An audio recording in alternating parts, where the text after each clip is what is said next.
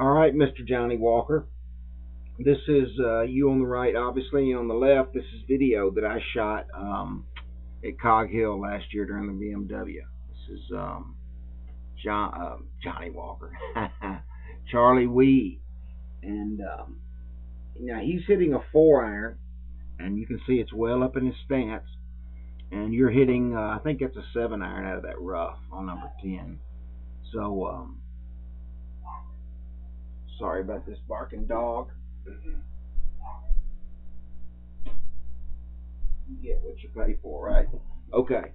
So all I want to do really with this one, this is not going to be as long-winded and drawn out as the other one, but I just want to show you the importance of having that weight left and swinging around, using that left side as your pivot point, and how much easier it makes it to hit down on the ball and compress it. Yeah, I was watching yesterday. You really had a tendency to keep your legs really straight. Look how athletic Charlie's legs are. I mean, he's almost in a strike position right there. Okay, I'm gonna turn off this damn. Okay, so I'm gonna stop Charlie and that's me. That's more me moving the camera than it is him. Now he transitions his weight, but he doesn't slide into that right side. Okay. In fact, I'll take him all the way to the top, and you can see how much weight he's got left to the left side. And he starts driving those legs actually before the club ever gets to the top. Okay. Look how athletic he stays with those legs the whole way. You know, he's a little Chinaman, but I tell you what, he's strong as an ox. And he's 40 years old now. Let's watch you and watch this big move to the right. Way over to the right. And then you dive that upper body left, and you're out of sequence right now. And there's no way to not do what you're doing. See, and you're trying to hold that angle as best you can, but watch how your arms pull apart. And I talked about that in the other video.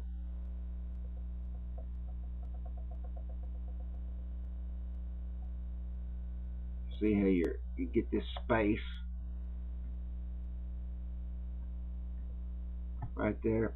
If you had something in your left armpit, you'd never want that. You'd never want that to come out.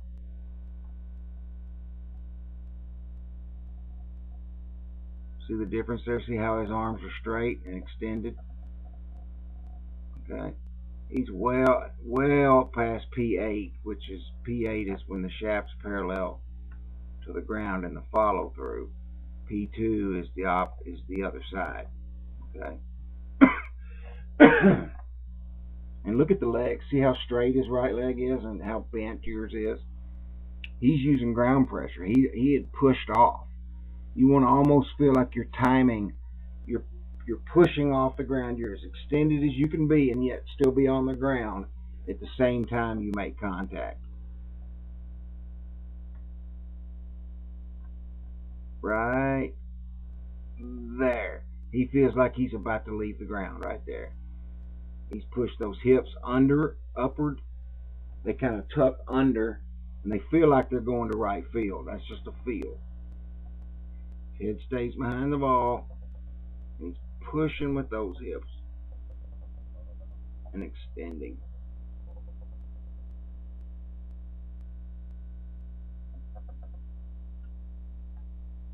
Okay. So you've slid to the right. So you've moved if your low point is here, okay, that's the low point. Excuse me, that's the ball. The low point actually should be about 4 inches in front of the ball, 4 to 6. I'm glad I caught myself there. That's a big point right there, huge point. All right, so if the low point is this longer yellow line, okay.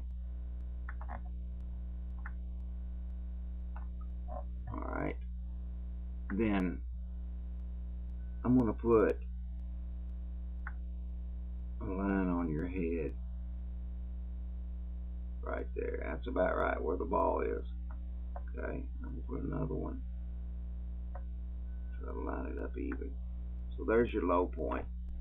Now let's see how far you move. Let's see how far that head moves.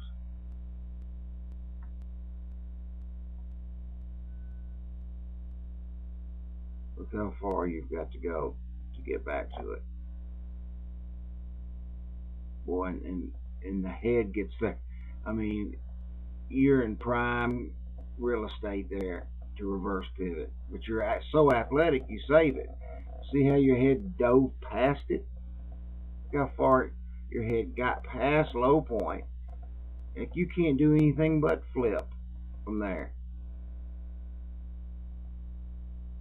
No legs. You don't pivot till about right there. That's when your legs and spine start to straighten out. Let's go back over here. So there's the headline. Charlie's low point, 4 inches in front of the ball. Look at that. Head never moved off that line, and it moves back just a little bit, but for the most part, he stays centered the whole way. Now the head's always going to back up through impact a little bit, but that's not like he's sliding back the other way. That's just how the body works. But look how straight this is. This line, his left arm and the shaft.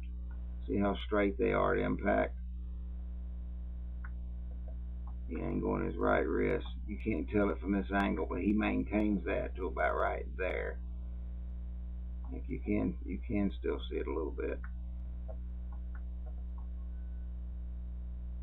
Just from this two-dimensional angle, it's hard to see. So he extends, and he's pushing those hips as far forward as he can. So, moral of the story. First thing is we would hit tons of balls. I'd have you take your left foot and put it behind you on the toe. And just balance on your left leg and just hit tons of shots, setting up like in a pre-impact position, and just trying to return to that and hit it. Like put a tee in the ground about 6 inches in front of the ball and try to hit the ball and then that tee. And put the tee down all the way into the ground where just the crown of it is sticking up. So, all right, dude. Good job. I really enjoyed it yesterday. Have a good holiday.